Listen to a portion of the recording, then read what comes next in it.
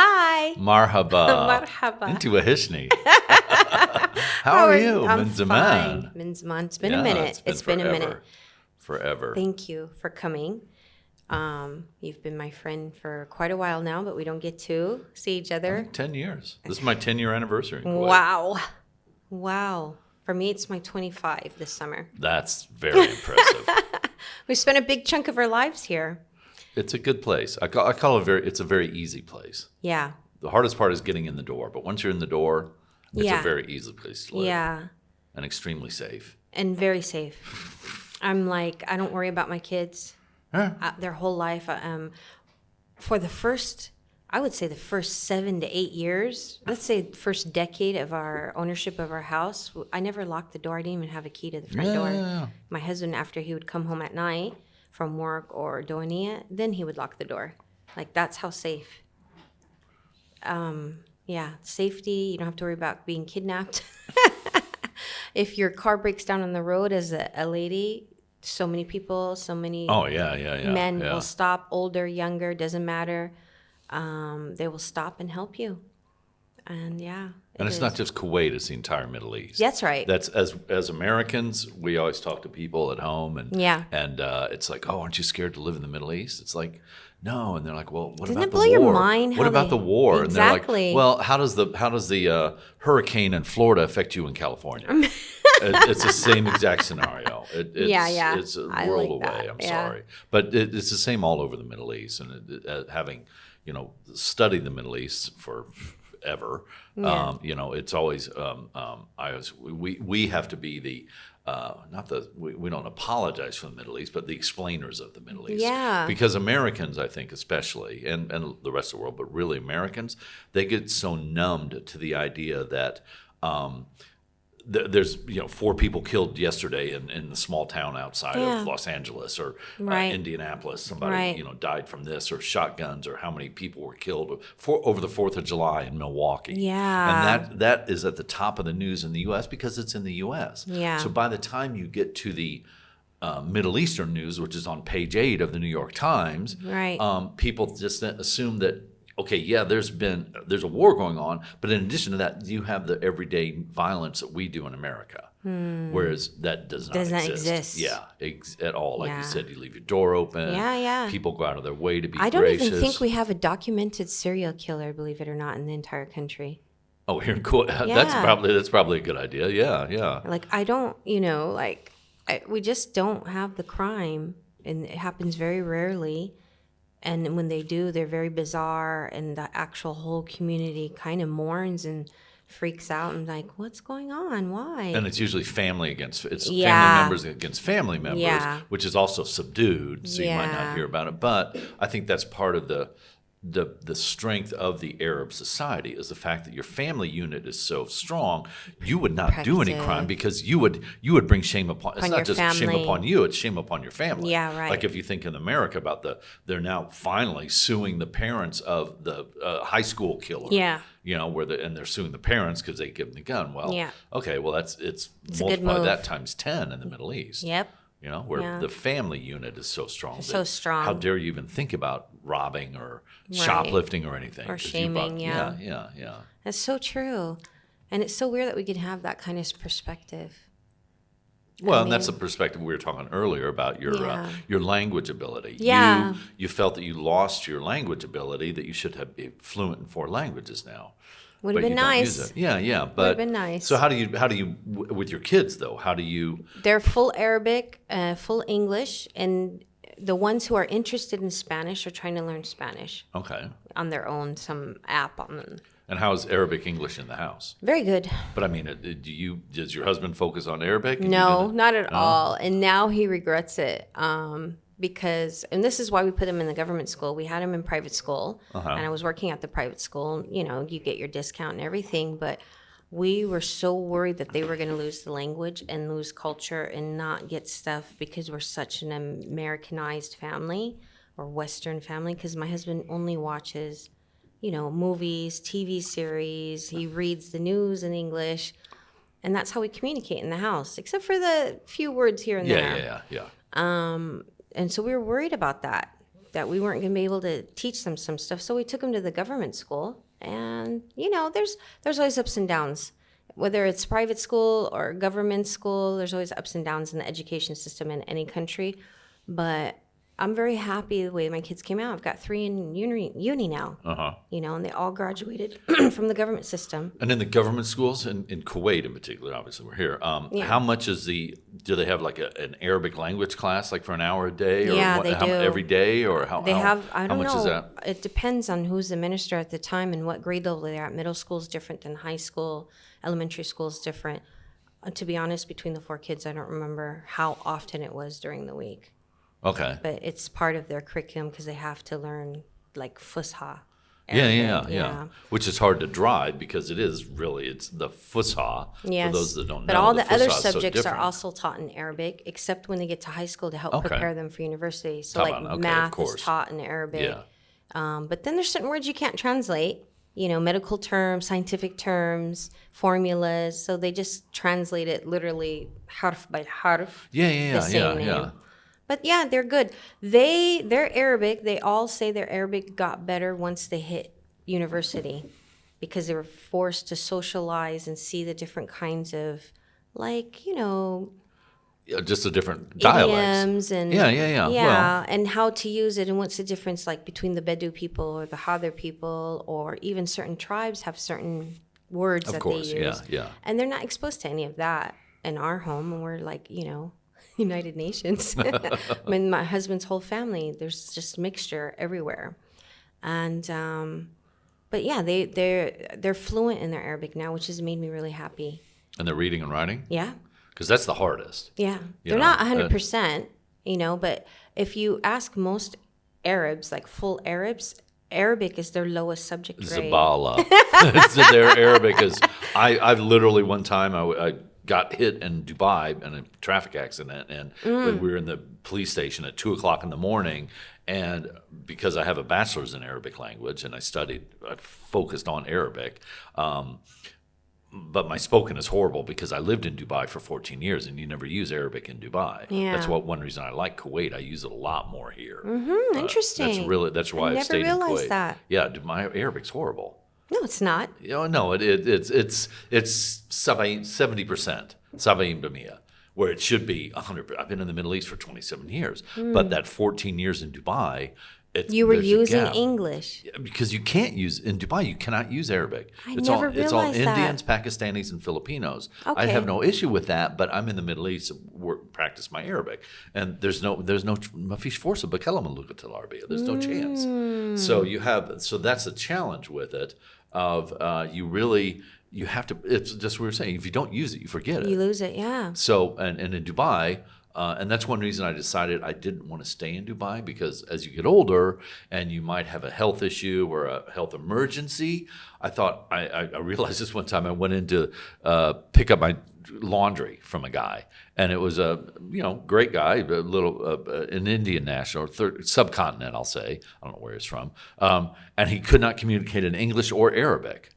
And I thought, I don't want to live in a country where if I have a heart attack on the street and I've got 3 people around me and I can't communicate with any of them.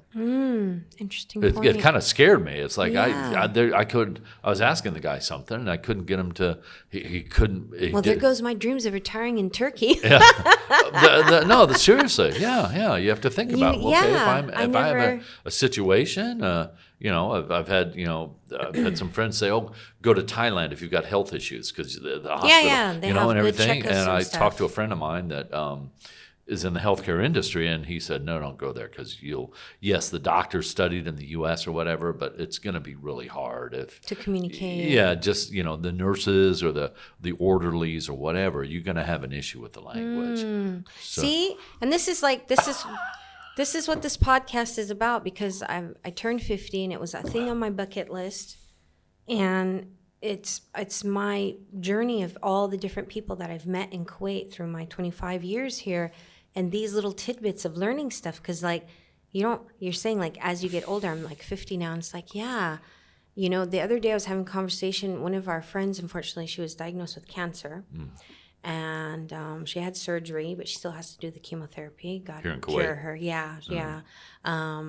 and she's a Westerner, and she's been here forever, more than me actually, and we're talking about it, and we were like, we never had that conversation about what's going to happen if I kick the bucket, if it's my time to go.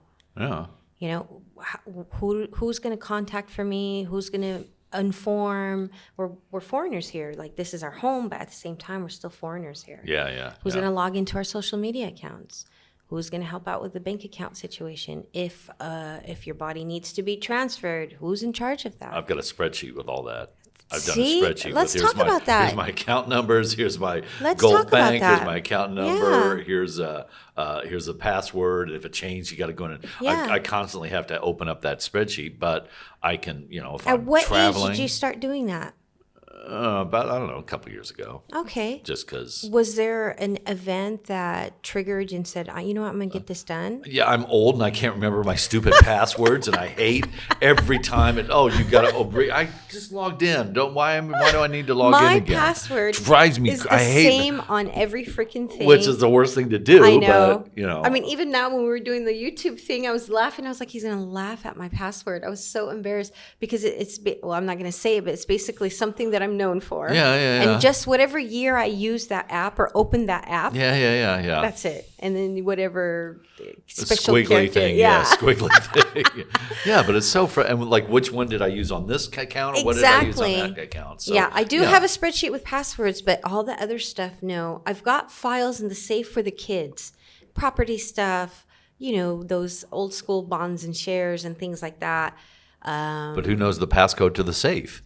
All my kids do. Okay, well, I was going to say all my good kids because all the info's in the safe, but we can't. And now get in the they safe. remind me about it because I forget now. Yeah. But now they remind me about it. But yeah, and then the other safe with the jewelry and the gold and stuff. But yeah, that's really interesting. And it's so important because I've.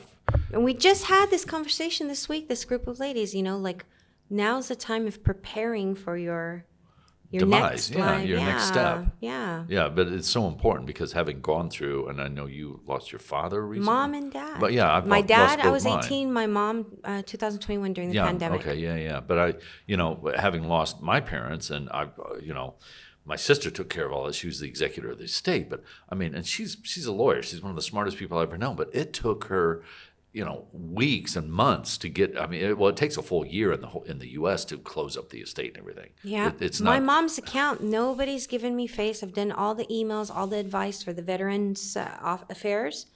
My mom's bank account is still open, so all that money is still there. Her savings account is still open. She didn't take care of anything. Yeah, you gotta have that stuff taken care of. I had to take care of everything in virtual because we were in the middle of a pandemic. So I got ripped off big time, for cleaning out where she was living. It wasn't her own home. She was living in Las Vegas. I had to arrange for her body to be transported to the Veteran Cemetery in Riverside, California. So across state in the time of pandemic. And her death was COVID related. So they wouldn't allow it. The only way they would allow it if I cremated her. And that was kind of, that was not something my mother wished for. But, during the video calls up until her passing away, she's like, I want to go home. She just kept saying it over and over again, high off of morphine and cancer and stuff. She had cancer, but it was the COVID that, did her in. And she was on bed for about a year. I had hospice taking care of her at home, almost a year, about 9 months. And she just kept saying, I want to go home. And I couldn't figure out, did she want to go to Thailand? Did she want to be with, family in Texas? What did she want? She was trying to let me know I want to be buried, even though my parents were separated and my dad died over almost 30 years ago. She wanted to be buried with my dad. Okay. And I was like, yeah, the story between me and my mom and stuff. And I was like, I'm a better person. I'm a faith-based person. I'm going to bury my mom with dignity, and whatever it costs me or whatever the red tape is, I'm going to get my mom buried next to dad at our cemetery area, our plot, our family plot. So it was a journey, but I was so angry because when you do pass away and you do have family, and you don't prepare the people who are left behind. Like you said, your sister had to take care of stuff. Oh my God, and she's equipped. She knows all the ropes and. What about just an everyday person and they don't know who you have to contact and what you have to do? My mom is still getting her VA check.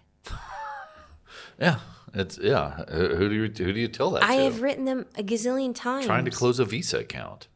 Oh, my sister's like she spent 2 weeks on that. And then we weren't able to sell her car because the you can't change pink the title. slip and all that stuff. It's just been hell. So I was like, you know what? I'm in Kuwait.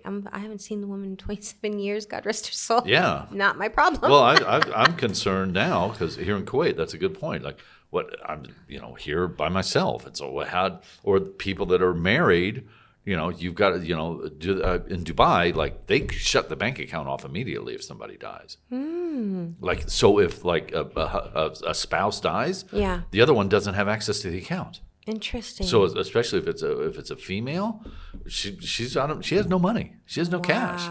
She can't do anything. I don't even know how it runs in Kuwait, to be honest with you. You should check that out. What happens if write that down. Yeah. Ask the brother. Yeah, seriously. What happens with the bank accounts? What access you have to that? That can be a challenge. valid point. Yeah, they're tight on that. So you got to be careful with that. And or like with me, it's like, okay, well, I've got a nice car. What happens to how I've literally considered putting other people on the title with me. Yeah. So one of us could sell it. Do you plan on being buried here or sent back home? No, I want to be cremated and thrown in the Nile. That's beautiful. That's why I studied Arabic and in Egypt and everything. So that is all my families know that. Yeah, I want to. Yeah. That is full circle. Yeah, thanks for sharing that. But they'll have to sneak the ashes into Egypt because they search your bags going into Egypt pretty tightly. You're not allowed to take it. Well, if they find it, they're going to go, "What is this?" You can't put it in some olive zaytun jar or something. Za'atar jar. Yeah, no, I don't want to be back. That's amazing. The idea of going home and stuff like that. I'm in the Middle East because I like hot weather. This is my perfect climate. So this is home there's no way I want to be buried in Indiana with gray snow and it's horrible cold. Well, thanks for sharing that. Even Southern California would be fine. Just ananywhere tropical with some heat, some sunshine. With the desert. Yeah. But going back to what you mentioned that you've been here now. It is your birthday. Happy birthday. Thank you. The fact that I'm always impressed with. When you said you came here 25 years ago, I mean, that to me is just so brave. I've been here. That's my topic. That was one of the topics I was going to talk to you about, which is this green card about bravery and courage. Because us being Westerners and making that step and kind of never turning back, I mean, except for a visit or something, but actually declaring the Middle East and this region our home and making the best of it, it takes my whole theme for turning 50 and this whole podcast is bravery and courage. And it takes for strike any your of own us. path. Yeah. So this is I put this on every episode. It's got chocolate all over it. I should listen to you. Now it's got chocolate stains. That's some amazing chocolate, by the way. Yes. We are blessed to have a Istanbuli. Is it a restaurant or just a sweet shop? It's a sweet shop. Okay. Istanbuli. Oh, how do you even spell that? Istanbuliya. Yeah. Istanbuliya. It is some amazing stuff. Okay, that's our Instagram account. Made in Kuwait. Yeah, I like that. I mean, that is genius. It's deadly. And I'm not a sweet person, by the way, Omar. But I like that. Well, it's got the baklava in it and the chocolate. But actually, the thing I like about it that is, one would be fantastic, but I don't feel like I need this like a box of Oreos. I'll sit there and eat half the whole box. Thing, yeah. Whereas that, it's so rich that I would be content with just one at a time. Yeah. With a coffee. With a coffee. Yeah. Exactly. Yeah. I'm gonna do some ASMR. People like ASMR now. Okay. All the roads you can only know the distance and twists and turns. When you step on it, dare to take the first step and stick to it, is a kind of self-confidence and courage. And that's exactly what you're saying about taking that road. And so I always keep this with me. A good friend of me gave it to me. That's the theme of this podcast, is like life in tidbits, bucket lists. You know, I want advice for, like, I've hit the 50 mark and we've touched upon our demise. It's great way to start out the chat. I know, but you know, it's a valid topic, and it's one that needs to be addressed. And as we work on the second half of our life and achieving those bucket lists, we also have responsibilities to ourselves in our transition and for the people around us, or our things, or you know. So you've explained that you want to be cremated and on the Nile, but explain who Jack is now. Living in Kuwait, living the best life. Who are you? What are you about? I like to put people on the spot. Going back to your point on the making the step, to me, and that's why I respect, you know, what you did, you know, 25 years ago. Yeah, you'd met your husband. He'd talked to you about what it's like here and stuff, but I don't know how much you'd really were aware of that. For me, people say, how do you end up in the Middle East? It's like, well, I studied Arabic for 4 years, undergrad. Right. I always wanted to go to Egypt, and I studied, you know, the region. I knew a little bit about it. Yeah. So yes, it was. I don't think it was ever scary. I just did it. It was a calling. It was just, I just kind of did it. I figured out how to get on a plane and just go. You know, and just go, and we'll figure it out on the way. Egypt has my desire for Egypt started off from even before high school. One of my fondest memories that I have, because my dad would give talks. And one of the reason why I went to UCLA is my dad did a kind of like a guest speaking talk classroom type thing there. He worked with juvenile kids, so he was part of the juvenile system. Was trying to teach other educators or social workers, you know, how to deal with certain kids in certain situations. This is the 80s. And, you know, Reagan we had an influence happening in California. And at that time, I think I'd have to look it up or Google it, but at that time, I believe I was 5 or 6, and the King Tut was on display in Los Angeles. That. 1976. Yeah, so I was much younger, and I was fascinated. I distinctly remember Dad holding my hand and walking and just seeing the brilliance of the colors and the blues, which is my favorite color, that turquoise, and the gold, and tell my dad, I want to go there. And it started from there. I clearly remember it.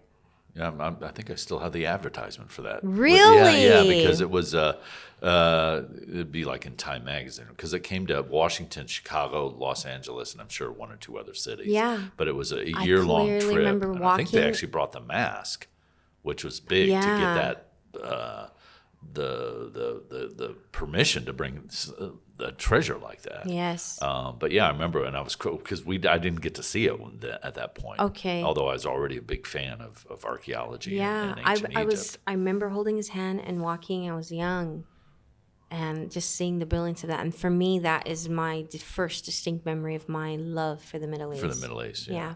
Which, I mean, that's so many people. That's the thing. And then I wanted to go. I was doing summer classes. You know, Dr. Zahi Hawass for archaeology in Egypt. He was doing summer classes at UCLA. No way. Yeah, every summer he would come. Really? Yes. So I would make sure to save my money, so I would go and take that extra class as an extra unit or something. Yeah. How cool. And up to the point where I met my husband, I had already gotten not a scholarship, but an acceptance to go to Sharjah, University of Sharjah, American University. And I was really seriously thinking about it. And then I also wanted to go to Egypt and study in Egypt. But I met my husband, and him being half Egyptian was enough for me. Oh, I didn't realize that. You didn't know that all these years? No. My husband's mother's Egyptian. Oh, my gosh. Yeah. Okay. Yeah. Where's the family from? In Egypt, do you know? Have you guys been back? Yeah, we go every year, every couple years or every year. Where do you go? Cairo? Cairo. She's in Cairo now? Old Cairo and then New Cairo. There was an area called Sekakina at one point, and then they moved the apartment to another place. I'm so bad with names. Oh, okay. I still don't know my way around Kuwait. Okay. I get names. The other day we had a delivery. I can't even remember what was the name, Nahda or something. Okay. It's a city apparently here in Kuwait. Yeah. I don't. Kuwait's the one city I've lived. I mean, I've lived all over. Jeddah, Riyadh, Bahrain, Dubai. Traveled all the cities, and it's the one place where 10 years. I'm ashamed of how I've not learned the. I was like, "What is this?" The names of the the names of the. I know the main streets, because it's pretty well laid out. Yeah. But, it's like. Well, I memorize the numbers. I'm horrible with names. Okay, yeah, my numbers, Yeah, I memorize the numbers. Like, if you tell me what is 30 and what's the official name of 30, I have no clue. No. No clue. I know it's the 30 Expressway, and that's it. But going back to the thing about, coming here, I think that's so brave. I always also admire people who grew up here and whose parents came here, 40 or 50 years ago from different countries and stuff. It's like, I bow down because how, people that, came here from Palestine or from Lebanon or Jordan or what, like, first of all, how did they get here? Yeah. Okay, yes, there were plenty, what was the Kuwait airport in 1950? Yeah. Mafish. There was no airport, and the fact that they, came to this little nothing, there was nothing here. Nothing. And really until really Lots until the sand. 60s. Really was not. It was, but so I really admire the families that came here those years ago and really set up. Going back to the thing about the death and everything, what to do here. I actually, unfortunately, we had a friend of the husband of a friend died right after Eid. Oh, I'm sorry. And we had literally the first day of Eid, iftar. We all went out to dinner with this gentleman, and 3-4 weeks later, he died. Passed over, fell. But he never came out of the coma because I know this because it happened with my grandmother. Yeah, I don't think he was talking the Arabs. I had an Iraqi friend in Dubai, and they have the term sahatul mot. Have you sahatul mot? Where literally it's you wake up to die. Saha, it's some. Like wake up. Yeah, because my grandmother was in a coma. She was like 96, and I was obviously tracking, and I was very close with her. And she'd been in a coma for about a week or so, and she came out of the coma like on a Sunday night, and she was in the U.S. And I told this Iraqi friend of mine, my grandmother came out of the coma, and she seems to be okay and everything, but she's still in the hospital. And he told me later. He said in Iraq, they actually, I think it's Sahadomot or Sahidomot or it's something along the, Saiha Omot? Yeah, like, no, basically it's where people will come out of a coma or be near to death.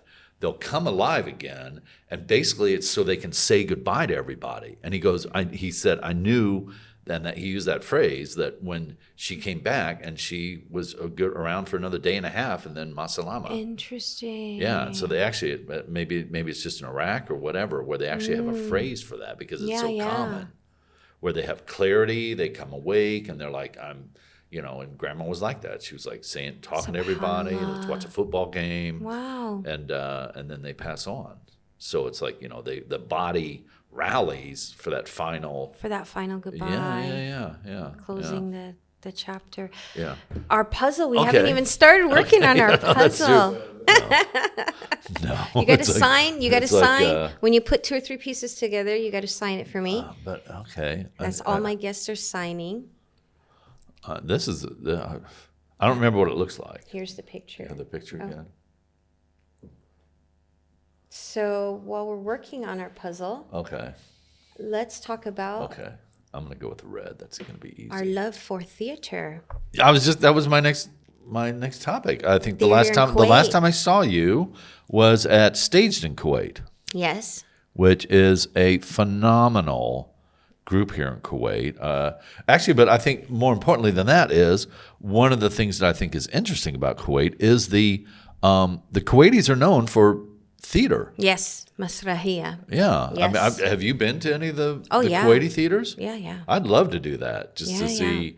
I like the older ones better, and I like the filmed ones from the 80s and stuff. Yeah. Because Kuwait is very unique in that those characters, those actors, they were able to, with some limits, but they were able to talk about the political atmosphere that was happening in the region.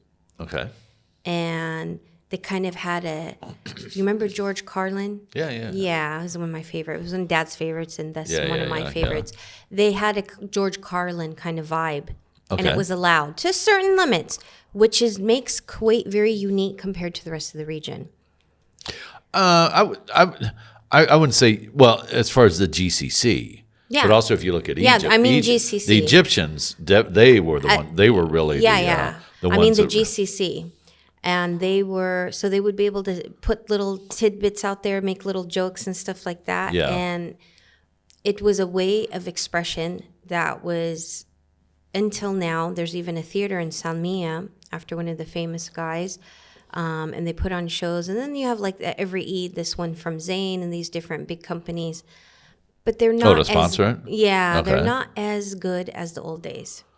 well, they're not as good as the old days. No, I think that's but that's one, and I think that is that in an Arab culture, because I've lived in Riyadh and I've lived in Jeddah and I've lived in Dubai, where as an expatriate, you never interact. You never interact with the locals.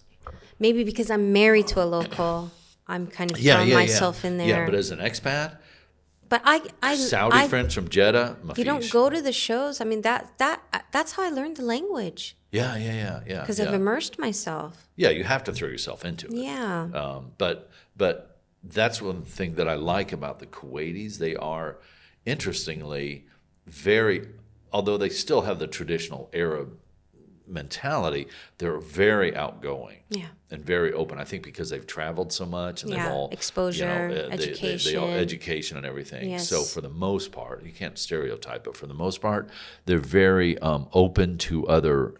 Surprisingly, and they were traders, but not so much, I think, as the Emiratis or the people from Jeddah, where they had all the Hajis coming in and everything like that. So the Kuwaitis, in their own way, I think, are very open. And very sociable and very hospitable. You always say the Arabs are very hospitable. Kuwaitis take it to another level. I think they really do. Yeah, definitely. I think they really do. And back to the theater. So you haven't gone to. I'm gonna have to this year when season comes up. We'll have to go for Stage in Kuwait. No, for an Arabic one. I'd love to. We'll make that work. Yeah, we'll make that work. Because I think that's. I mean, I assume you said there's a theater in Salmiya. There's obviously. There's different places where these shows happen, and sometimes now the arena at 360. Oh yeah. That's been a real big place. But Stage in Kuwait, like it's so commendable what they're doing, and I look forward to it every season. Oh, it's for who's the guy that runs it? Andrew. Andrew or no? It's my friend Joanne is in there. What's his name now? The tall British guy. Yeah, it's not Andrew. He's another guy that is friends with him, and he's very involved with him. He works for Costa Coffee, I think. That's going to come to us. Yeah. We'll think anyway, but just phenomenal. I can't. They're no matter what they're putting on, they've got the very risque, the improv nights. Yeah, I love those. Oh my gosh, are we in Kuwait? Yeah, I love those. Me and my husband go to those. Yeah, I think that's why I saw you there. They're out of control. It's like, really? This is Kuwait. But the production, did you see Chicago? Yes. Oh my gosh. Oh, I got a piece. Chicago was just phenomenal. Yeah. The costumes, the costumes pantomimes, are hilarious. Those are fun. I get really into stand up. And it's such a British thing. We don't have that in America. That's why I like it. It's so different. The pantomimes, but it's fun. The interaction with the crowd. Exactly. I've got the coffee mug. No, she didn't. Yes, she did. No, she didn't. Oh, no, she didn't. Yeah. It's so fun, but very professionally put together. Yes. Tim. Yes. Tim. Yeah. He's just phenomenal. I mean, just the way he controls. I mean, he's really a treasure for Kuwait that somebody like him is here. And all the people that volunteer every year to be in the shows and stuff, they're amazing. The dedication. I don't see how they make make money though, because I mean the tickets are even reasonable. Very reasonable. 12 KD, 15 KD, and it's it's a proper show. It's a proper show. Yeah. It's I assume that the theater is given to them from the schools. I think they're beautiful theaters, but really amazing shows. They really, are. really I love them. Yeah, but I think going back to the thing about the Kuwaitis that do. Have you ever been to the one in where they used to perform? I started going since when they were in Ahmadi, a little theater in Ahmadi. For stage in Kuwait? Well, it was like an offshoot. It was like the original. Oh, okay. British people that were. Yeah. And then that theater got closed down because they were going to tear it down and do something else with it. KOC, I believe it was.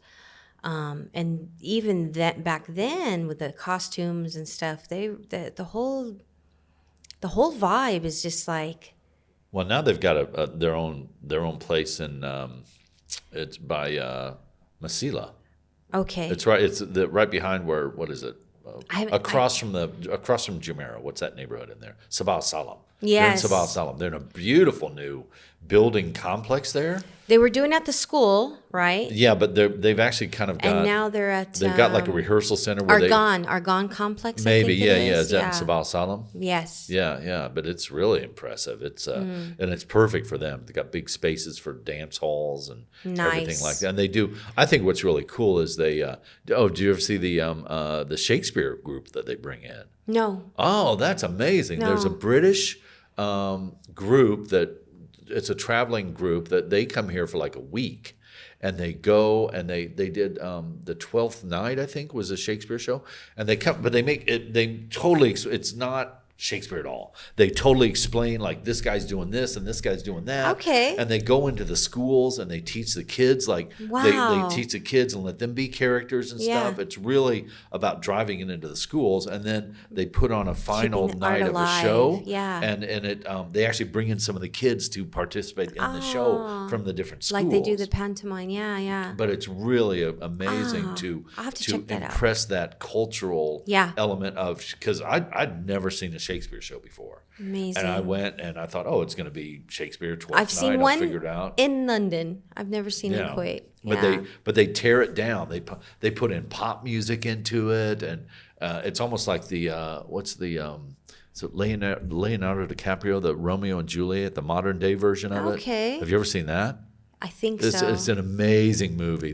They do Romeo and Juliet, but they're all they're in Los Angeles. Yeah. I remember that now. They're like driving, Chevy muscle cars that are souped up and everything. Modern twist. But it's really, again, it boils down the elements of Shakespeare. And I think they even in that one, they actually use the same script and everything, but it's just in a downtown Los Angeles. Yeah. In the hood.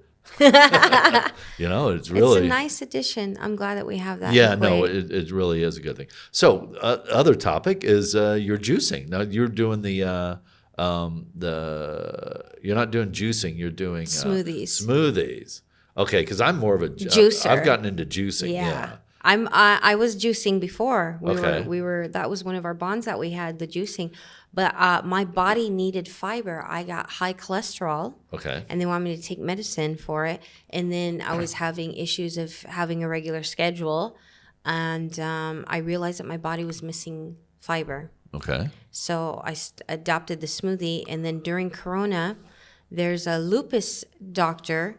Here in Kuwait? No, in Beverly Hills in California. And she was doing online, like a protocol with her online. So I did a 6-week protocol with her, and I learned about the smoothie protocol.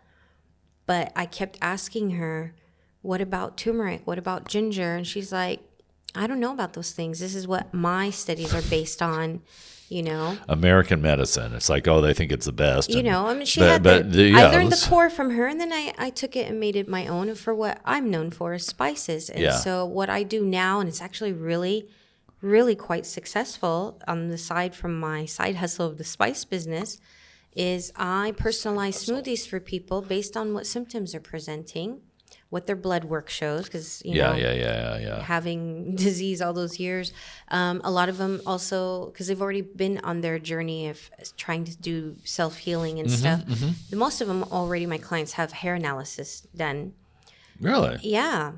So those are the kind of clients that I get that are at like that medium level, and they're looking for another step to add to their already existing protocols of trying to fix some kind of condition or dis-ease or symptom.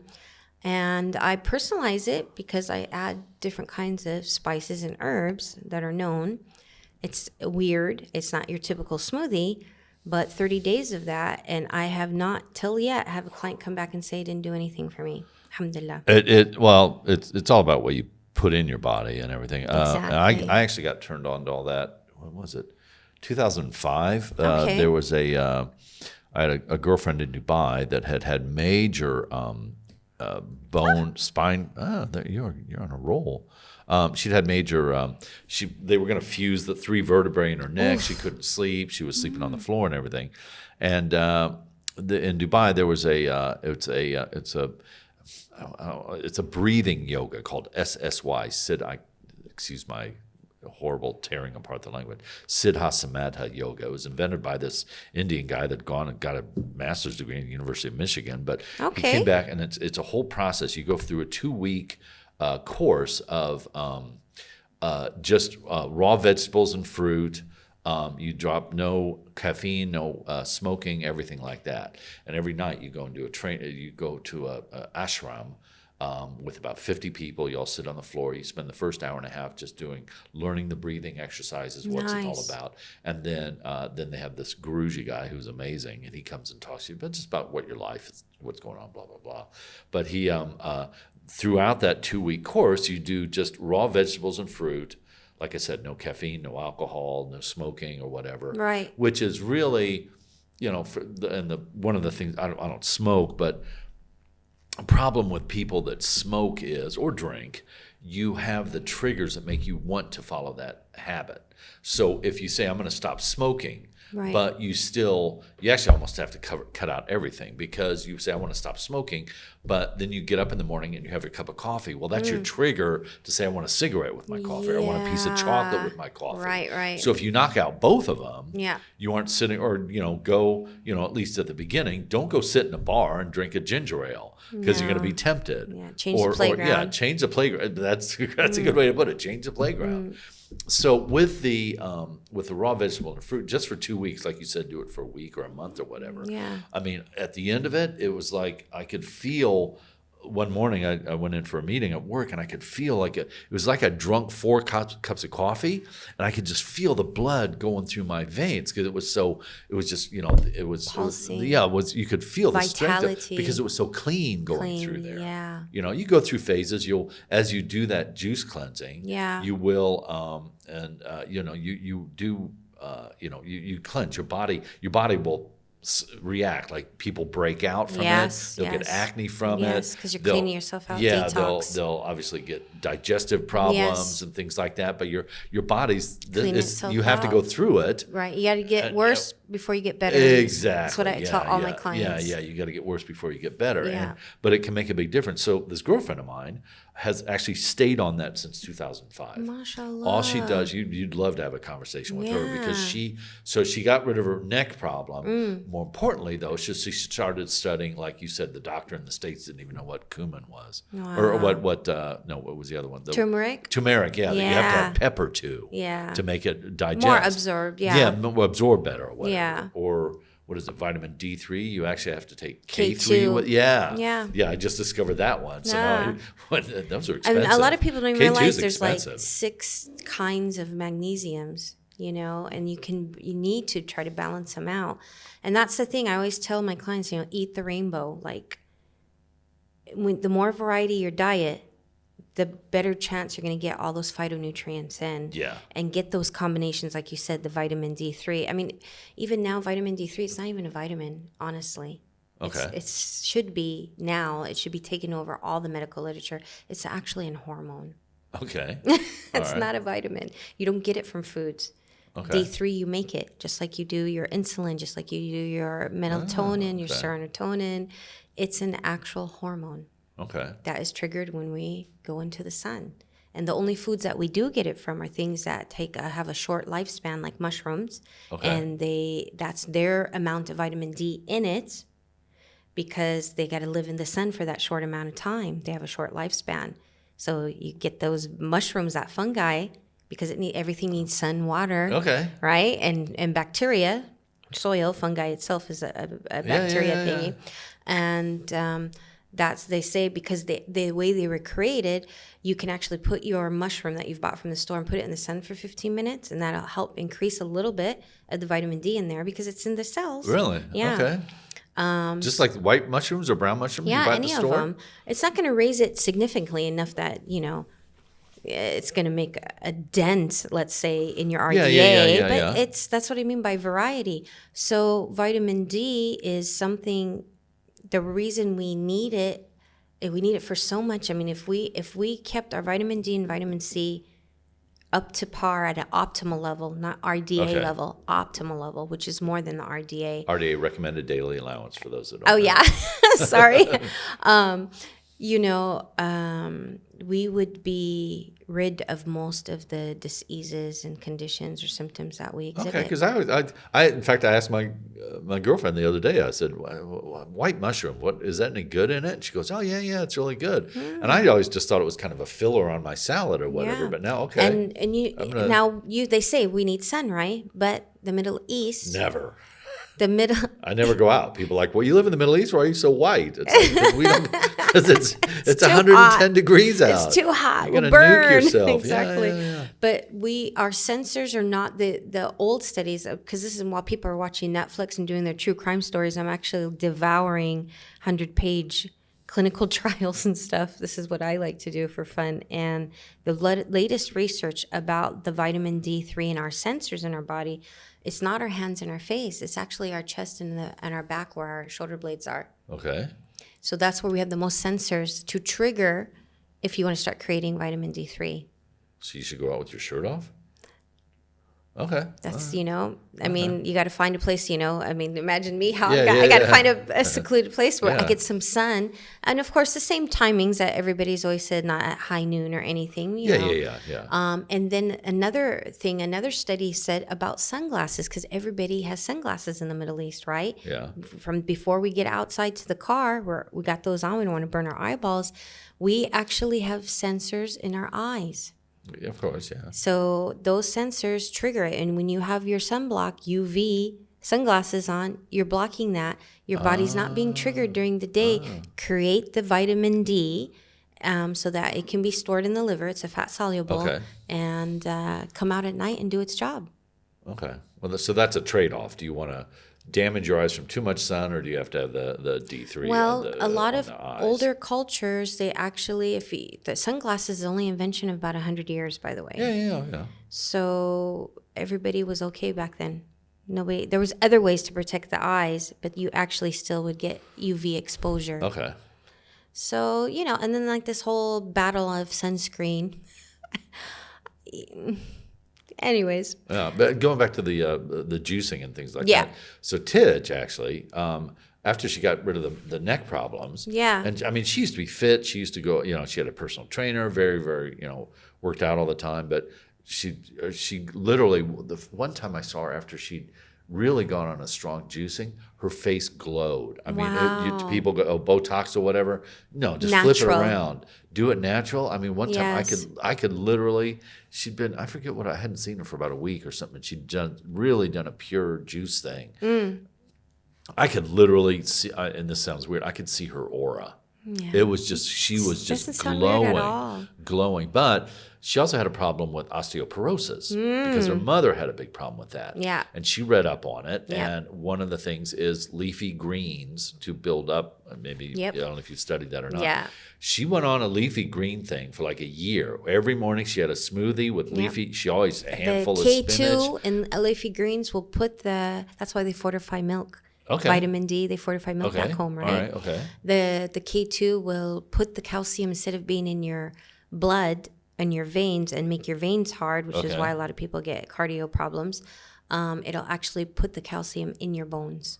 Okay. Yeah. Oh, with the K2? Yeah. Okay. From the leafy greens. And you get it from the leafy greens. So she did that for a year, and she'd done like a reading of her bone density. Yeah. And it was a world of difference. Wow. I don't know what it was, but it had, like, now she's like, And so she just has stayed on it. But I mean, it took a while. It does. But it's like everybody's like, oh, I want to lose weight I got a wedding in 2 weeks. I want to yeah, lose weight. That's my number one thing I get for clients. I have a wedding next month. Yeah. Ubadin. Well, okay. Ubadin. Yeah. Beach. Yeah, and you gotta think of it in advance. It's like after I got into that at the same time, about 2005, I also got into Bikram hot yoga. Yeah, I remember you used to talk about that. Yeah. Which unfortunately we don't have anybody doing it here in Kuwait. It's phenomenal. It's a very intense hour-and-a-half yoga session. Yeah. And it's in a room that's heated to 45 degrees. So you instantly sweat, and they do that so healthy. You just sweat everything out. Yeah. I mean, if you've been drinking the night before and you go do Bikram yoga, you can. Well, not here. Like I said, we don't have it here. So, but if you've been drinking the night before, or if you haven't worked out for a while, you can literally. You smell like a baby's diaper. Yeah. The ammonia that comes out of your body in the sweat. You literally. It's not pleasant, but it's literally you can smell the ammonia that's coming out. It's like, wow, getting those heavy toxins out. Yeah. So you do. It's a course of 28 different postures. Wow. And each posture you hold it for. And the thing I love about it, so it's a static posture. Each posture is static. Yeah, it's one yoga mat, and you don't need any more space in the yoga mat. Okay. But it will kick your butt. It's like running a marathon. It's the most intense workout you can have. I've never it's like you give yourself an internal massage, whereas you get an outside massage and it's like this. It's like you do it from the inside. It's all about compression and release. So contracting. You hold that for like 30 seconds or 45 seconds, and then you release, so all the blood rushes through there. So it's a natural cleansing just by knocking the blood to get that out. Kuwait. Well, I haven't set it up. I can teach it. I've actually taken courses to teach it. But I did that at the same time also. So I'm a big proponent of that. Yeah. It's just what do you do now for fitness? I remember the place you used to go to. It closed down, didn't it? I go to Platinum up at Shark. They've got a wonderful indoor pool. They've got 2 almost Olympic-sized pools there, and they've got a therapy pool because I had a hip resurfacing. I remember that. Yeah. Actually, I don't think I've even seen you since that. Because that was 2019. In 2018, I developed extreme hip problems. But I saw you after your... I saw you. Maybe just once or twice, but briefly. Yeah. No. Stage Kuwait, and then we went out to the restaurant after you had when you came back. And, was that? Okay, yeah. But that's been phenomenal. So again, I'll plug this. I remember you were sending pictures, too, of your juices that you would be doing. Oh, yeah. I still try to... I've upped my juicing now. I do it a lot more. Okay.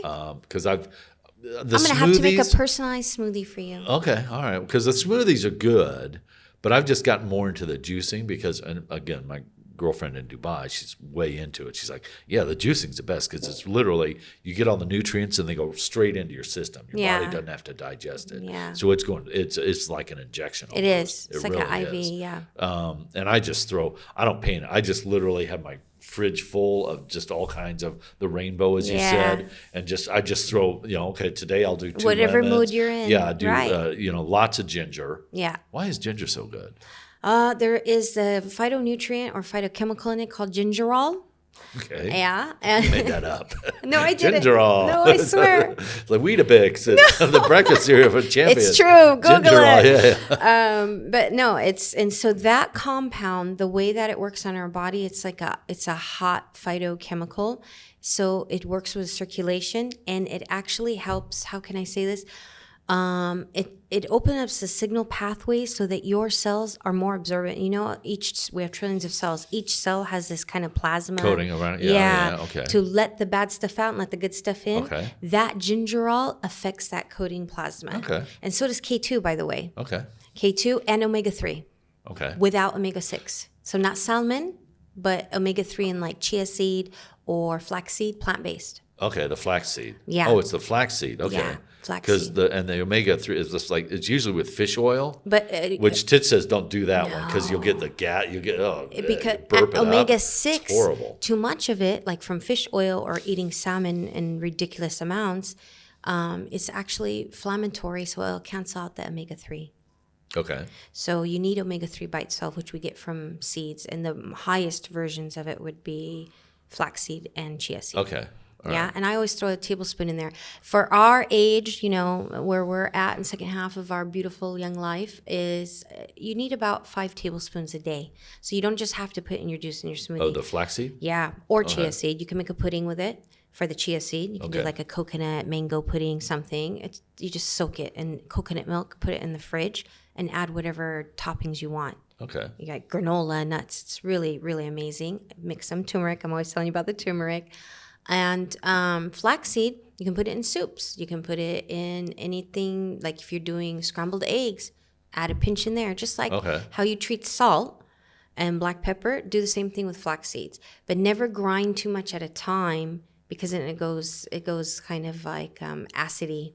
There's a word for it. Well, I just throw the whole seed in there. You can throw the whole seed in there. It sucks up moisture, which is why they use it in bakery to keep things together. And it has I use it for a face mask and hair mask, me and my daughters. Okay. It's amazing. Really? It's like it just makes like Botox galore. It sheds, like it pulls, it snatches you. You make a paste, you grind it and make a paste? You can make it, but I soak the actual seeds. Yeah. Oh. Okay. Staying on seeds, though, one final thing on the seeds is we were talking about flax seeds. Yeah. Now, and you turned me on to this with your infusions. I'm giving a plug here, but nice segue into this. But, the Za'atar will be on its way. Okay, the Za'atar, Tata Za'atar, which is amazing. Is that fattening? How fattening is Za'atar? If I use Za'atar instead of butter, it's not at all, is it? It's basically olive oil and my Za'atar mix is pomegranate molasses, and olive oil, lemon juice, fermented lemon juice, and za'atar, the wild thyme, oregano, the cousin of oregano, and some Himalayan salt, and that's it. And I use it in scrambled eggs. I use it on everything. You can put it on chicken and just put it in the oven, or shrimps. I use it for everything. My daughter bakes with it. I'm not a baker. She does all kinds of cool stuff with it, with dough. Oh, man. Chicken livers? Do you eat chicken livers? I've had. I love chicken livers. They're so good for you. Okay. White onion, butter, and a couple of dollops of spoonfuls of my Za'atar? Oh, it's like just heaven, especially with the pomegranate molasses flavor. It has sumac in it too, which is a super spice, which is very healthy for you. All right. Well, I've used it also. Because I bring them back with me from the States. English muffins. Oh. A toasted English muffin with za'atar on it. Bam. Wow. I got to try that. I don't think you can buy new recipes here at Patty's Podcast. I haven't seen English muffins here though. Sometimes my friend, she'll bring me as a treat from the base. I bring them back because you can bring them back easy because they don't.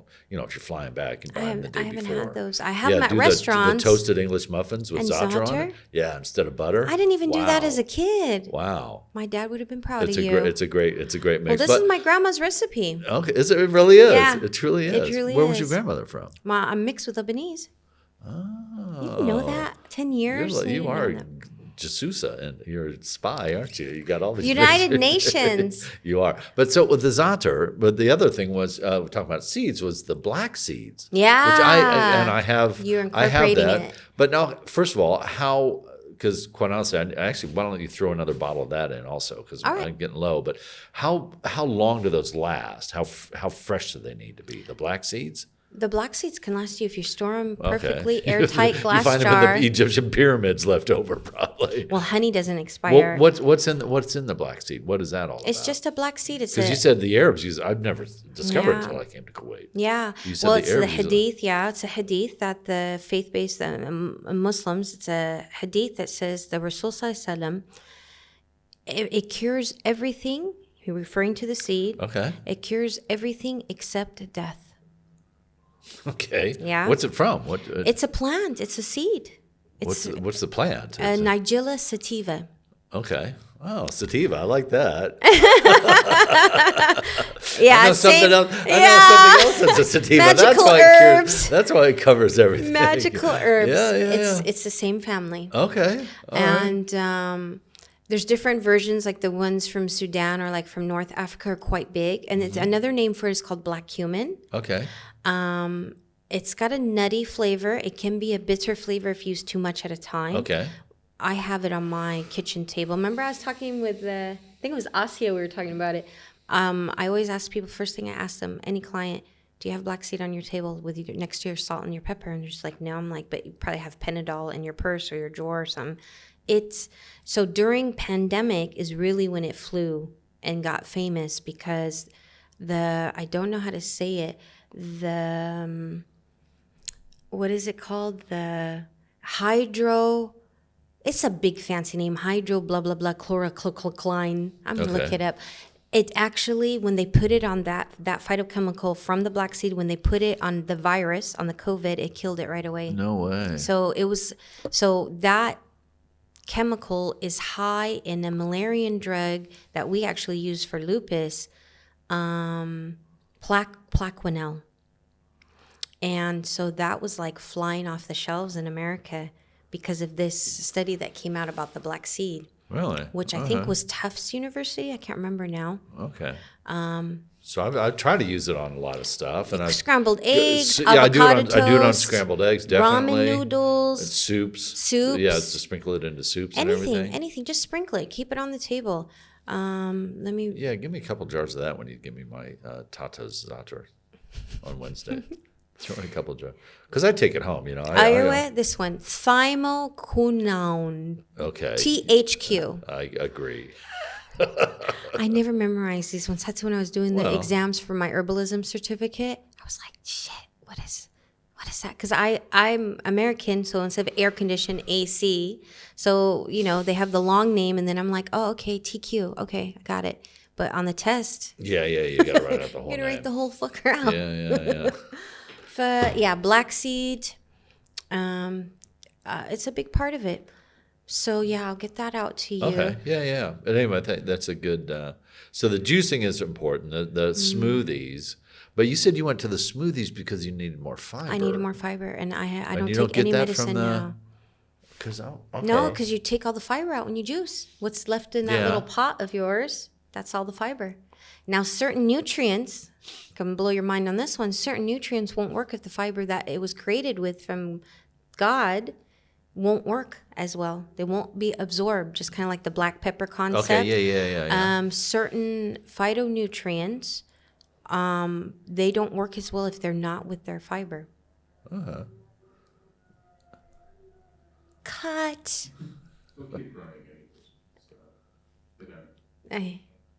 So, Okay.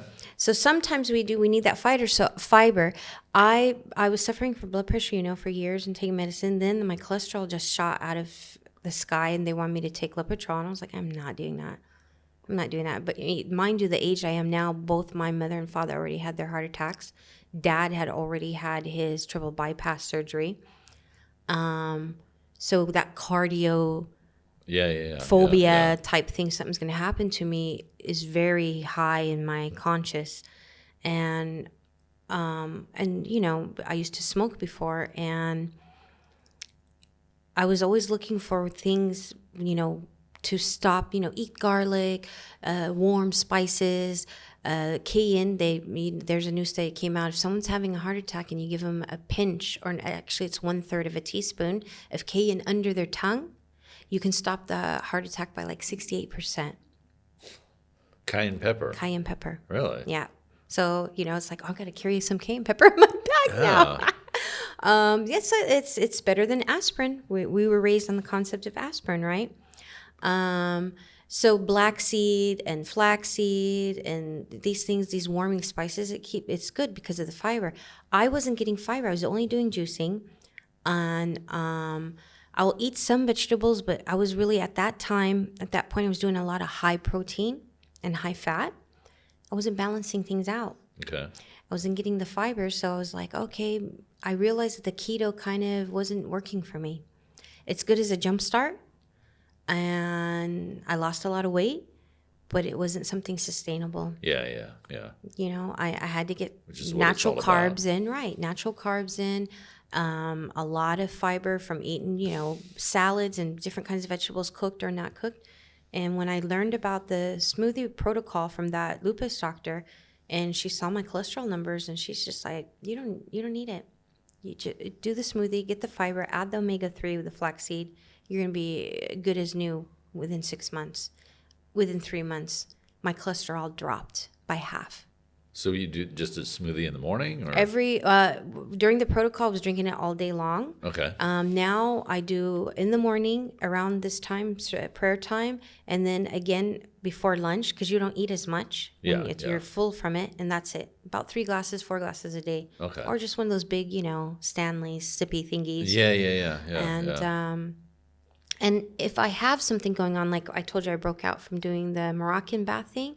So I add different ingredients for what my needs are for that day or the next couple of days. If, we have an illness, because I make my kids drink it, my husband, if we have an illness in the house, there's a virus that went around, more vitamin C. I add some, if somebody has like a chest infection, I add pineapple because there's bromelain in pineapple, and that helps with mucus. And I'm loving it. I just love biochemistry. Oh, how much are you doing? So then you have a regular meal, like a dinner or whatever with the family? Yeah. Okay. All right. I do intermittent fasting. I'm still doing that. But I do a wet version of it. The only thing I will drink is my smoothie. I won't drink my coffee or tea in the morning just yet. And then around 12 o'clock, I was like, okay, I'll drink one more glass of smoothie and then kick into the regular whatever. Yeah. And I've lost so much weight. And you've known me during this time. I was at one point, I was up to 90 kilos. And now I'm at 70. Oh, Mabruk. That's amazing. Yeah. That's really fantastic. Yeah. So we talked about pretty much everything that we wanted to talk about. But I wanted to ask you some questions for your bucket list. I mean, obviously you've lived a really rich and fulfilling life. You've been very blessed, yeah. And you've traveled. We didn't talk about your traveling with the pets. Oh, with the kitty cats? Yeah, because we had 10 cats just 2 days ago. My daughter brought home a baby that was about to die. She was sleeping on her dead mom. In a parking lot. Her mom died from heat exhaustion. And all the other siblings also were gone. It was the only one left, barely. She brought it home. It's like, it literally fits in my hand. But now for the last 3 days, we've nursed her back to health, and she's a little shaitana. Wow. Yeah. Wow. I'll show you a picture. So now we have 11 cats. So besides your normal traveling, you're a chaperone for rescue kitties in Kuwait. I just do it for the tickets. But no, it's a good. Again, it's another interesting aspect that I've not seen anywhere else in the Middle East. I don't know if it's because I don't know why there do tend to be a lot of cats here in Kuwait or animal strays, and I don't know. It's like if I think Egypt has more, because every time I go to Egypt, they're everywhere. The dogs. More of everything. It's so crowded. Yeah. Whereas I don't know, but here. Obviously we do have a lot of strays that it could be anywhere. Maybe I think someone told me a story once. They were getting rid of, Omar, you've been here all this time. There was a situation with like mice or rats, and then they brought in a bunch of cats from Egypt, wasn't it? Or something, or Jordan. This happened, I think, in the 80s. They fixed that. Generation Z. You're Z or millennial? The beginning of the millennials. We're getting old, Jack. I fully understand that. I don't feel it, but we don't feel it. I don't. We're young. We're katkutas. Yeah. So there was something in the 80s. I have to ask So they my actually husband. brought in. They brought in cats, and I think from there is your observation that we got a lot of freaking cats on the street. We got a lot of cats. So, but it's amazing how also because I used to live on the Corniches, on the Gulf Road, and there's pockets of cats all up and down. They live in the rocks. And during COVID, they were really challenged to survive because, unfortunately, Kuwait has a big problem with littering and people having their picnics on the beach and just getting up and walking away. Now you get big ass fine for that. Now, but it's still a big problem here. Just the trash that people leave, including they'll have a picnic and leave half their food on the beach. Yeah. So the cats were okay, or diapers. But then COVID happened. And people were not getting fed. Oh, it's teeny weeny. Very teeny weeny. But it finally started walking yesterday. Show the camera. Which camera? This camera? I don't know. Just one of them. This camera? Anyway, so during COVID, because I lived right there, there was a big problem with the cats. There was no trash food that they could eat even. So, but it was amazing how literally there are about 4 or 5 locations all up and down the Gulf Road where literally people come with plastic bags of food and water and put it out. And I mean, there will be 50 or 60 cats out there eating in one location. If we had that 2 hours where you could go out for a walk or whatever during the day. Yeah, I remember that. And so I'd go out and it was and you see them. Me and 10,000 of my closest friends that lived in Shabal Bahri would go for a walk. But it would be really amazing. So there are I think the impressive things about Kuwait is how, as you mentioned, a friend of yours just got a license to be like an NGO. So proud of you, Claudia. Woohoo! You're next. You're coming next. So a lot of them, they just get overwhelmed. And they've coordinated with rescue centers in the U.S. to actually Qatar Airways, God bless them, they have a policy that you can, if you've got a ticket, you can fly with up to like 15 cat boxes. That's amazing. So, on one ticket? On one ticket, yeah. I didn't know that. A couple of the rescue centers here, and you can Google them and find out the names. I won't mention any particular, just for discretion. But they actually work, and they will fly the cats. I get a ticket, and then they arrange. Each cat has a cat passport. So they go to one of the veterinary hospitals. That's so cool. And they get a veterinarian will give them a rabies shot. And then they come back after about 3 weeks and they'll get either another shot, or the doctor will observe the animal and say, yes, it's healthy. It's not, it should be healthy to fly, because obviously it's got to be very traumatic for the animals to fly they're in a box for 30 hours approximately. So, so they get this passport. It says it's, this cat is approximately 2 years old. It's got gray eyes, blue hair, black hair, whatever. It looks like this type of animal, and it looks good, and female, male, whatever. And it's this type of cat. And I as a doctor, I validate that it's good to fly. Okay. So then the rescue center shows up at the airport. They've got an army of the porters I've got a couple videos of the guys pushing the carts through the airport. Yeah, you would send me it's some of always that. It's always a show, a spectacle. Yeah, it's all these cat boxes. It's a parade of animal boxes. And, you get all the people going to their new homes. Yeah, so we go and check in. They have to do all the documentation for them to get on the plane. Right. And then they put them on the plane, and I just get on. I don't even. And what check happens them. when you land in the States with them? I don't even check them in Doha. I just, they're underground somewhere, but they obviously take care of them. And each cat box, they're industrial sized cat boxes. It's not like a little thing you'd slide under your seat. It's a big box. I mean, it's some of them are as big as this table almost. And then they can get 2 or 3 animals. They may have like a cat and her 2 kittens or whatever, or a family, or maybe 2 similar dogs or whatever. Anyway, they get them in. They have a thing of water and a thing of food in there with them, and diapers on the floor. So obviously they got to go to the bathroom. Pee pad, yeah. So because we check them in at 2 a.m. in the morning.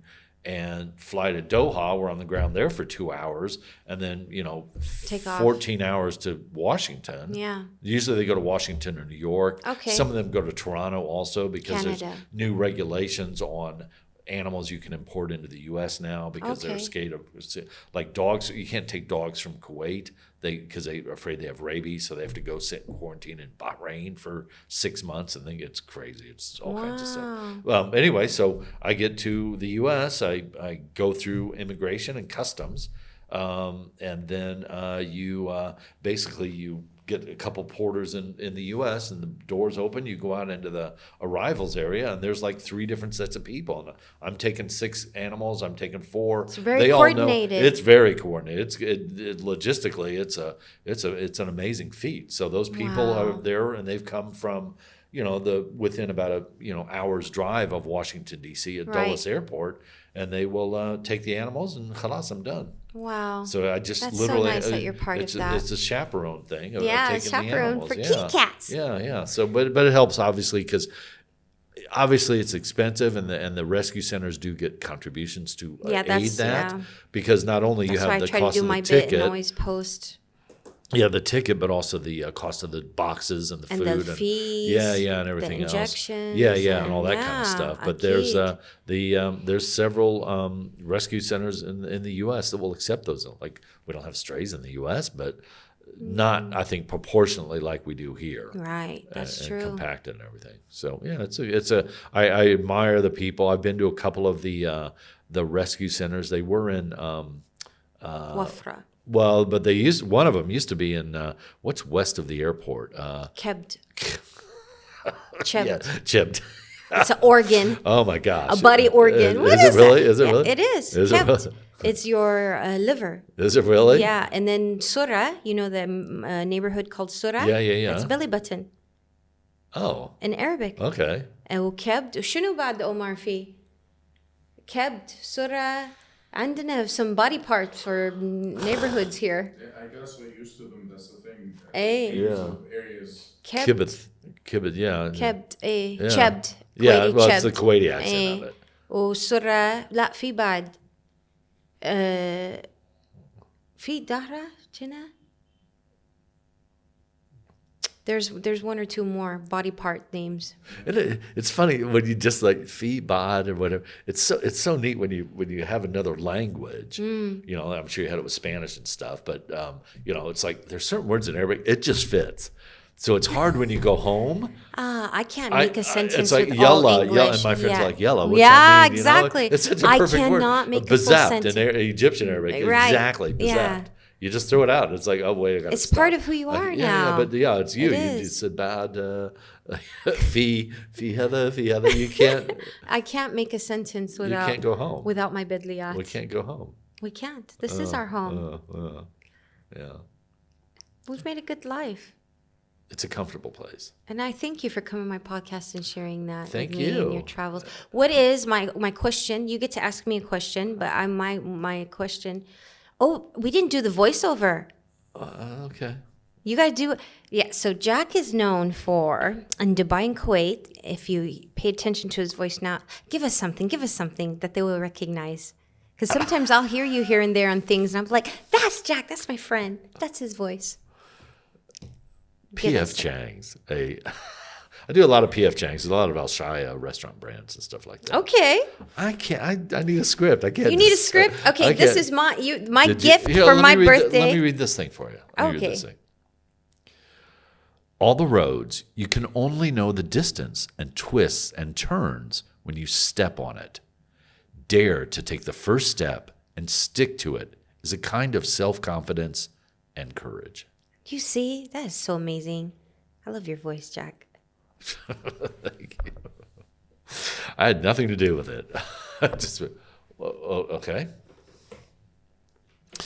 Well, welcome to Patty's podcast, where we explore authentic stories and inspiring passions from everyday people.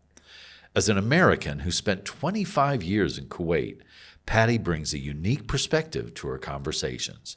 For her 50th birthday, she's finally ticking off a long-time bucket list by launching this podcast. Join us as we celebrate this milestone and dive into the incredible journeys of Patty and her special guests. Enjoy the episode and get ready for a deep dive in the simulation we call life. You're just amazing. Isn't he cool? Why'd you say simulation we call life? Because I'm a Matrix fan. Oh, is it? Okay. Solid delusion, bro. Red pill or blue pill? We're in our skins. Oh, okay. I haven't seen The Matrix. Well, see. So I'm missing When you out. watch the Matrix, you'll Okay. know. All right. It's all simulation. Okay. The simulation. We are our ethers just living inside of our bodies. Yes. Yeah. That is amazing. Thank you. I'm saving that. Okay. Well, I'll do it again if you want me to. I want the audio of just that part, Omar. Yeah. Thank you. That's my birthday gift All for right. me. Happy birthday. But yeah, see, you've had such a colorful. Thank you. Aleno Alek. That's why I wanted you on here as one of my early guests, because you've had such a rich life, and I want to show, like you said in the beginning of the podcast, there's a lot of misconceptions, especially us as Americans. They don't realize what a rich and fulfilling life that we can have out here. And yes, I don't like the potholes, for example, that drive me. The roads are the worst. Drive me insane, and then travel to another country, a third world country, and their roads are like baby butt smooth, and I'm just like, But anyways, it is what it is. But yeah, it's those friendships that I want to highlight. The people that I've met here, I really admire you.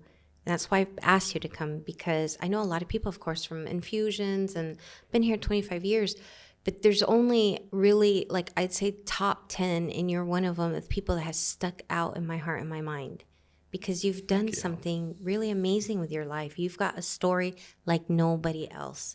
And you continue to live in that. And that's for my milestone 50, is I want to bring on the people that inshallah will be part of my life, of the second half of my life. But also I'm observing them, because I always hang out with an older crowd. That's just who I am. I'm an old soul.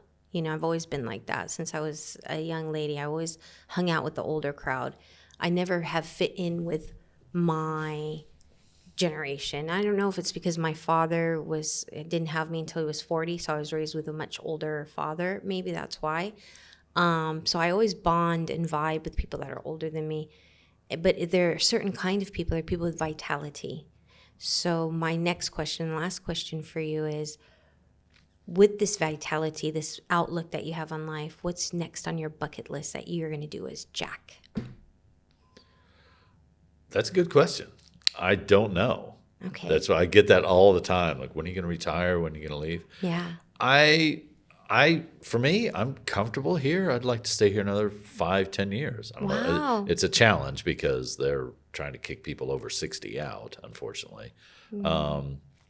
I like Kuwait. It's comfortable. And the thing about Kuwait is, it's kind of like, the more you're here, the more network you have. It's such a small community. It is, right? Here. It's like you end up talking about something and someone, and like, I know that. Oh, that's my cousin, or that's my older brother's I worked best with friend. them, like what we were saying about Seneca from Yeah. Shia. It's a small world. Yeah, it's a small community, and that's what I like about it. That you never had a Dubai or Riyadh or whatever, and you know, I have that within the Kuwaiti society itself, and I'm sure it's like everybody knows everybody. Yeah. But again, it's a comfortable place. It's easy to travel to other places from here to go someplace. So I see another 5 years here, I think. It's a good place. And then back home? I don't know. I'm literally up in the air. Where is home for you? I don't know. I don't think back home. I feel at this point I can't go You're back. like Ibn Battuta. Maybe, yeah. Thank you. I like that. It's a compliment. At this point, it's up in the air. I'd like to stay in the Arab world, but again, it's like, where would I don't know. It's just, Where do you put your roots? Maybe back to Dunya. Oddly enough, I just feel a connection there for some reason. I felt a big connection when I went to visit. I very much believe that there are, I wouldn't formalize the term, what do you call it when you die and you come back as somebody? Reincarnation. But there's there energy. that's one reason I came to Egypt. I lived another life in Egypt. Yeah. I wasn't King Tut, but like I was his scribe. I was his scribe or something, or as a guy that painted them. I just feel that when I'm there. Same thing, oddly enough, when I was in Byblos in Lebanon, which is just north of Beirut. It's a beautiful little harbor, and it's just like I've never been to Lebanon. Haram. Yeah, it's a stunning country. I want to go. It really is. The people are beautiful. The country's beautiful. The food is amazing. Yeah. The natural beauty of the country. Yeah, but if you just go up the coast, and I don't know why this pops out, Latakia in Syria. It's kind of like it's another harbor. Okay. Which. And it's just like people would know. It's got the mountains right behind it. It's got a harbor. Sounds beautiful. People wouldn't know that it's there. And I think hidden treasure. Well, Syria, if they could get their political act together and make it more open and get out of their issues, it could be. Syria would blow Egypt out of the water as far as the antiquities and the Palmyra and Tudmore, which is just a little bit east of Damascus. Blows Luxor, all of Luxor out of the water. Wow. Just amazing. Didn't know that. It's huge. It's absolutely huge. And this is remnants of the Assyrian Empire that was there? Yeah. Well, and there's so many people that have come through there. Right. Nabateans, Yeah, which is the where Petra is Nabateans. from. But it's a beautiful. One final note: did you know what Byblos that I mentioned? It's just north of Beirut. That's actually where the word Bible comes from. Because doesn't Byblos means book? Yes, but that's what the reason was when they were, I guess, writing down religious texts or whatever. Right. At the time, they were basically reporting to Rome. But you couldn't, the boats were small. It was the Mediterranean, but still the boats were small. So they would actually go up the coast. And Byblos was one of the places that the boats, they'd sail from Alexandria over to Byblos and then probably up to Latakia and then up to Bodrum, I think, in Turkey or whatever, and then over to Italy. Amazing. So and that's where the word Bible comes from. See? I like that. Little tidbit. So did you guys learn something? I like that.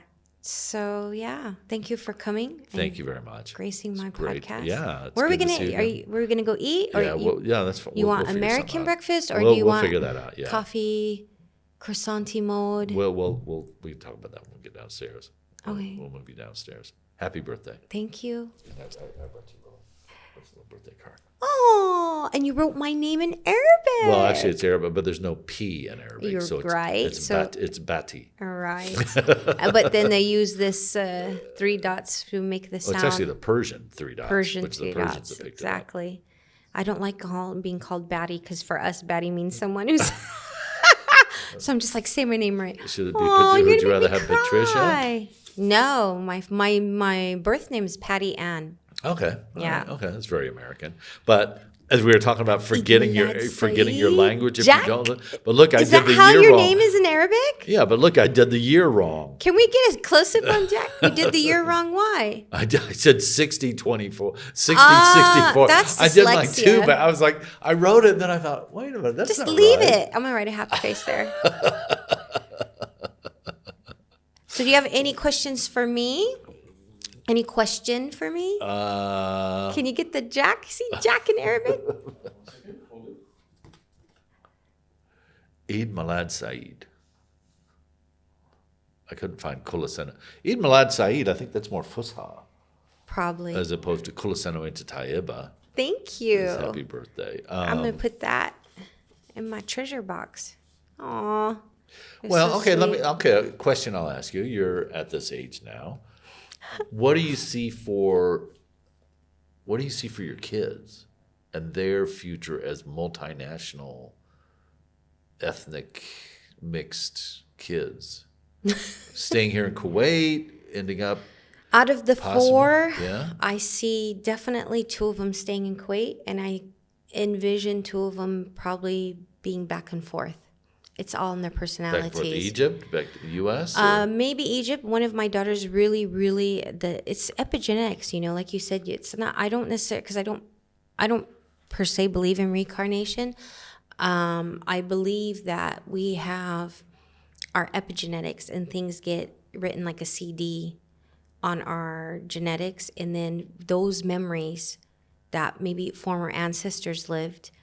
Come through to us, and sometimes there's a reason for it. Maybe you need to cure something or heal something or take care of something, or feel a connection, or maybe to go back to your roots. That's a good point. I hadn't thought about that. Because like, for example, I'm trying to think of a modern day keloids. You know what keloids are? When you scar up. Yeah, okay. People scar. Well, it's predominantly in African American, or let's just say African genotypes. And particularly from America and Europe. And the reason, this is full study. This is not like some fancy wannabe stuff, like, wishful thinking. It's a full study that was done. The reason they are prone to keloids is because their ancestors were slaves and being whipped, and keloids would form and they would be whipped again and blah, blah, blah. So that genetic mutation has been passed on through the generations. Okay. Yeah. So based on those, there's many samples, but that's the only thing I could pop in my head right now. Based on that, I believe there is a form of reincarnation, but we misunderstood it in a different way. That's just as we're speaking here, that's why have I never thought that? what is reincarnation? It's your memory of your cells that maybe one just for some But reason. it's not your skin. Yeah, it's not your life. Yeah, but it's your essence genetics is different. of 20 your generations ancestors, back. Exactly. That all of a sudden is just because we know popped up. addiction comes from genetics. We know that temperament comes from genetics, and we're still discovering so Baldness. much. Yeah. So there's emotional things, and then there's a verse in the Quran, by the way. So they discovered about 10 years ago. God, we're dragging this on, but they discovered about 10 years ago. There's 40,000 cells. So we have heart cells, brain cells, correct? There's 40,000 cells that reside in your heart that are not made of heart cells. They're actually neuron cells that are memory cells. So if someone dies of a broken heart, as we say, or there's that deep bonding or just this love for something and that immense emotion that comes, that shit is real. And there's a verse in the Quran. I just cussed. That's a verse in the Talk Quran. about the Quran. That shit is real. The Quran. People understand me, and most of all, I know that my Creator understands me. Alhamdulillah. But yeah, there's a verse in the Quran that talks about this, about the heart and mind connection. And so they discover that. So I really believe that a lot of the stuff that we know and a lot of principles that are based off of many, let's say, cultural or religious aspects, misinterpretations of things. I mean, just like the pyramids, we really don't know what the hell the truth is, right? Yeah. We're just making educated guesses. Yeah. We could be totally wrong. If aliens come down tomorrow, I mean, I could totally do a whole podcast on aliens. So yeah, I believe this concept of reincarnation is actually something genetic. Like when they said, like in Islam, they said, I'm probably going to get a bunch of comments about this, but hey ho, this is who I am. Always keeping it raw. When he said in Islam, when God told Adam of all things and the names of all things, right? Iblis, the shaitan, Satan was like jealous of him. He was arrogant because he was like, you made him out of dirt. And like, what is that, right? I'm made from fire. So it just cats alone. I have 10 cats. I have like literally 8 different kinds of breed of cats in my house, right? You've traveled the world. You see the different kinds of fauna, floral, trees, bugs, everything. There's no freaking way in the literal sense that Adam was given all the names. Do you know what I mean? Like God didn't just sit there and chill and whisper and, hey, by the way, that's a dog and that's a cat and there's 2,000 species, right? Yeah.